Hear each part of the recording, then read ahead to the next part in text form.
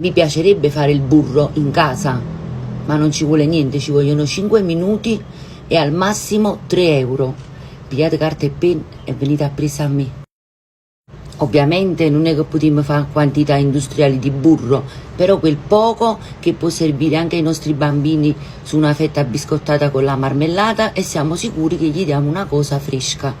Allora questa è una panna liquida che ho comprato al supermercato qua giù, costa 1,50 euro, non costa proprio niente, poi lo tiene anche in offerta, quindi lo versiamo.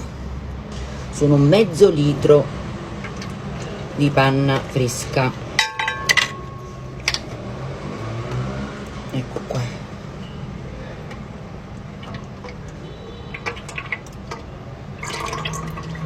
Adesso con le fruste lo andiamo a montare per una ventina di minuti. Mo vi spiego.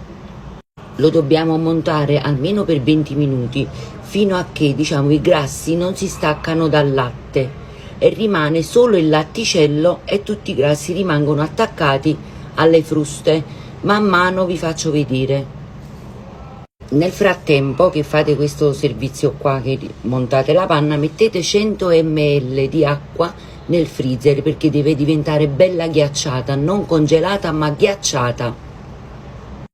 Ecco qua, vedete? Già sta iniziando ad assumere il colore giallastro del burro e si sta iniziando a staccare dalle fruste. Voi continuate senza fermarvi. Vedete? Già iniziato a prendere forma. Io ogni tanto con una spatola culecchigna lo raccogliete al centro e poi ci andate di nuovo con le fruste, così, e lavoratelo. Quando vedete che si sta formando questo latticello, significa che i grassi si stanno staccando dalla panna e che quindi sta diventando burro. Adesso è arrivato il momento di inserire i 100 ml di acqua ghiacciata e continuiamo sempre a mescolare. Con le fruste dovete raggiungere questa consistenza, vedete? Ecco, tutto il burro adesso si è attaccato e siamo pronti. Ecco qua, il nostro burro è pronto. Adesso lo dobbiamo solo dare una forma che desideriamo.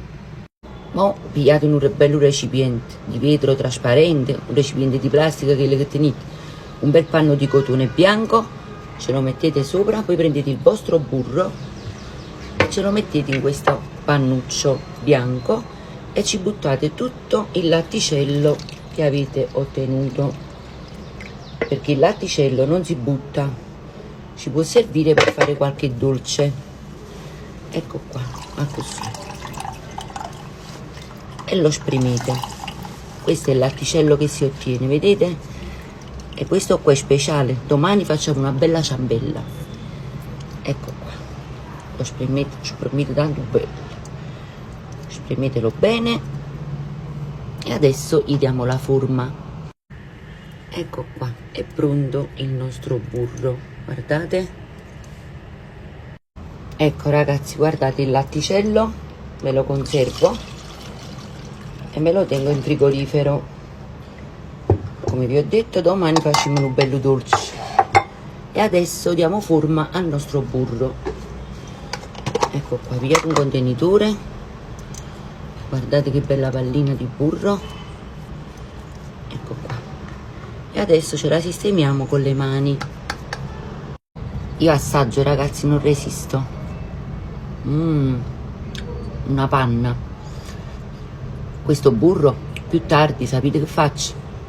Ieri ho fatto il pane con le olive e le noci, mi spalmano pochi burro a coppa e faccio il mio pranzo. Il latticello non voi bevete perché non è buono per bere, però lo possiamo usare per fare un bel dolce. Questo qua lo potete tenere in frigorifero anche 15 giorni, facete passare assai tempo, ma io saccio che mo ve lo divorate. Un bello bacio e buona giornata, e fatemi sapere, perché io so fare anche tanti formaggi. Se vi fa piacere che io continuo con i formaggi, me lo scrivete. Un bello bacio.